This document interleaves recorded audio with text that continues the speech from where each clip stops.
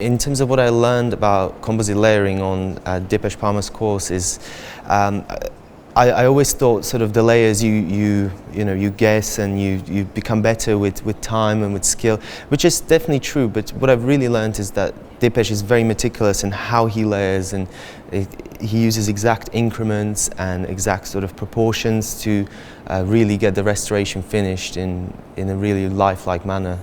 The layering of the enamel layers, so Dipesh says it always has to be 0.5 millimeters or around that sort of measurement. So I could see how long he actually takes to do that layer of composite, for example, and that gives the restoration real lifelike look.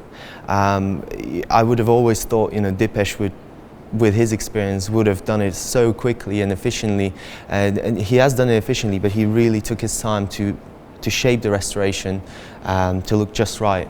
And another thing was, very useful thing was as well, that he shapes most of the restoration before he cures it, so that there is minimal finishing and polishing and hacking away at the tooth. So you already end up with quite a nice result once you've set your composite.